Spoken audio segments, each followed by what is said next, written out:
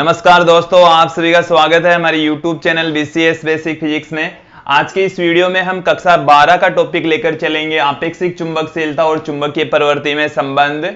आपेक्षिक चुंबकशीलता को आपेक्षिक पारगम्यता भी कहा जाता है, म्यू आर से रिप्रेजेंट करते हैं। चुंबकीय प्रवृत्ति को चुंबकीय सुग्राहिता भी कहा जाता है, इसको हम काई एम से रिप्रेजेंट करते हैं। अर्थात जो हम रिलेशन स्थापित कर रहे हैं वो किन दोनों के बीच में रिलेशन है। देखिए, ये है म्यू आर और चुंबकीय प्रवृत्ति को हम काई एम से रिप्रेजेंट करते हैं। इन दोनों के मध्य हम संबंध स्थापित करेंगे। दोस्तों, ये हमारे टॉपिक का नाम है। आज का जो टॉपिक है वो है म्यू आर और काई एम के मध्य संबंध, अर्थात आपेक्षिक चुंबकशीलता तथा चुंबकीय प्रवृत्ति के मध्य क्या संबंध होता है। इस संबंध को स्थापित करने के लिए हम एक प्रणालिका लेंगे और प्रणालिका की क्रोड में जो सेंटर वाला भाग है वहां पर हम एक लोहा चुंबकीय पदार्थ को रखेंगे। जब लोहा चुंबकीय पदार्थ को प्रणालिका की क्रोड में रखा जाएगा तो वह लोहा चुंबकीय पदार्थ चुंबकित हो जाएगा और उस लोहा चुंबकीय पदार्थ के अंदर हम टोटल जो चुंबकीय क्षेत्र है उसकी बात करेंगे कि कुल चुंबकीय क्षेत्र कितना उत्पन्न होता है। देखिए, यहां पर मैं एक प्रणालिका ले रहा हूं। प्रणालिका एक खोखला कुचालक बेलन होता है जिसकी लंबाई उसके रेडियस की तुलना में काफी ज्यादा होती है। उस पर विद्युत रुद्ध तांबे के तार लिपटे होते हैं। जो प्रणालिका है उस पर विद्युत रुद्ध तांबे के तार लिपटे होते हैं, जैसा कि मैंने इस डायग्राम में दिखाया है। इस तरीके से विद्युत रुद्ध तांबे के तार लिपटे हुए होंगे दोस्तों। और यदि इसके क्रोड में कोई मैटर रख दिया जाए तो वो जो मैटर है वो भी चुंबकित हो जाता है। यहां से आप देखेंगे कि ये जो प्रणालिका है उस पर ये वायर लिपटा हुआ है, उसमें आई धारा बह रही है। अब यहां पर हमने कोई पदार्थ रख दिया है, ये जैसे हमने कोई मैटर रख दिया है इसके अंदरूनी भाग में। यहां पर कोई पदार्थ रखा हुआ है और जो बाहरी भाग है उसमें से आई धारा यहां से बह रही है। दोस्तों, इस तरीके से विद्युत धारा का प्रवाह हो रहा है। अब जो मैटर है, इस मैटर के अंदर टोटल जो चुंबकीय क्षेत्र है वो कितना है।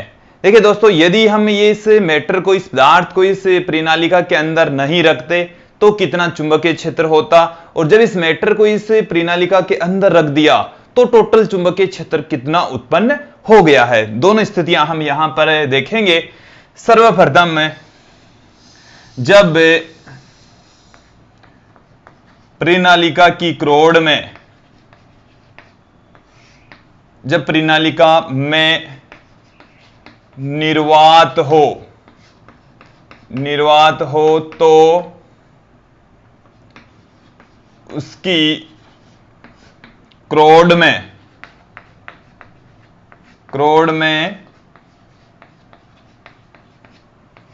उत्पन्न चुंबकीय क्षेत्र, देखिए जब निर्वात हो तब उत्पन्न जो चुंबकीय क्षेत्र है उसको B0 से रिप्रेजेंट करेंगे। और ये जो B0 है, B0 है, ये निर्वात में चुंबकीय क्षेत्र को प्रदर्शित करता है। हमने इससे ठीक पहले का जो वीडियो है उसमें देखा था B0 बराबर म्यू 0 H। H यहां पर चुंबकन क्षेत्र होता है दोस्तों। तो जब हमने इस वायर को लपेटा है, इसमें से जब विद्युत धारा प्रवाहित हुई तो उसमें जो चुंबकीय क्षेत्र है B0 equal to mu 0 H उत्पन्न होता है। इसको हमने दे दी है इक्वेशन नंबर 1 दोस्तों। अब देखिए दोस्तों, इस मैटर के अंदर, इस मैटर के ऊपर भी जब चुंबकीय क्षेत्र लगता है तो चुंबकन क्षेत्र की वजह से, चुंबकन क्षेत्र की तीव्रता के कारण से चुंबकन क्षेत्र की तीव्रता उत्पन्न हो जाती है। जो मैटर है वो खुद भी चुंबकित हो जाता है और खुद के चुंबकित होने की वजह से भी एक चुंबकीय क्षेत्र उत्पन्न होता है। तो जो धाराएं इसमें से बह रही है उसकी वजह से इसके अंदर भी एक चुंबकन की तीव्रता उत्पन्न हो जाती है। उस चुंबकन की तीव्रता के कारण से जो चुंबकीय क्षेत्र है वो कितना उत्पन्न होगा, यहां पर हम देखेंगे दोस्तों। देखिए, जब यहां से, देखिए दोस्तों, यहां से करंट फ्लो हो रहा है तो इस मैटर के अंदर भी जो छोटे छोटे पार्ट्स में विद्युत धाराएं प्रवाहित होगी, चुंबकन की तीव्रता उत्पन्न होगी, जिसकी वजह से भी चुंबकीय क्षेत्र उत्पन्न हो जाता है। उसकी वैल्यू है, वो चुंबकीय क्षेत्र का मान है, वो चुंबकन की तीव्रता के समानुपाती होता है दोस्तों। यहां पर हम देखेंगे पदार्थ में विद्युत धाराओं के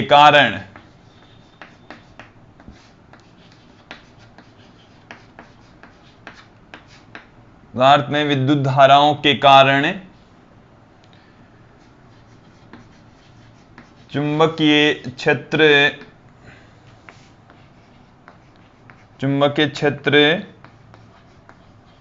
उत्पन्न हो जाता है, चुंबकीय क्षेत्र उत्पन्न हो जाता है, जिसका मान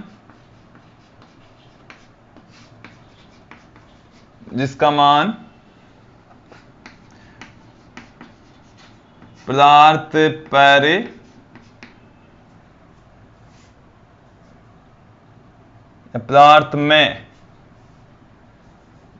में उत्पन्न चुंबकन की तीव्रता के समानुपाती होता है।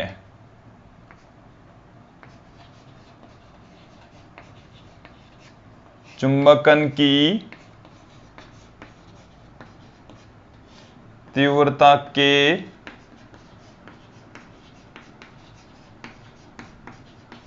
समानुपाती होता है दोस्तों।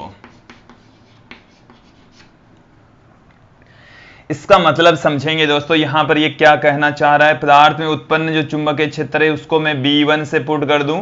ये जो B1 है वो समानुपाती होता है चुंबकन की तीव्रता के। चुंबकन की तीव्रता को हम I से रिप्रेजेंट कर रहे हैं, इसको हम दे देंगे इक्वेशन नंबर 2।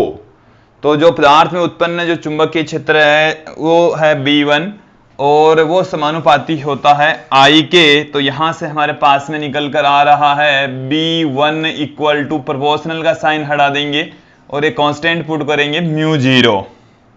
तो μ0 I आ गया है दोस्तों और इसको हम दे देंगे इक्वेशन नंबर 2।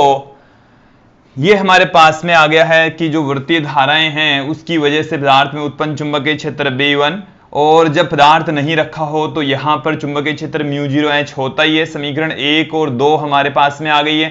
अब हमें परिनालिका की क्रोड में जो टोटल चुंबकीय क्षेत्र है वो कितना उत्पन्न होता है उसकी हम बात करते हैं।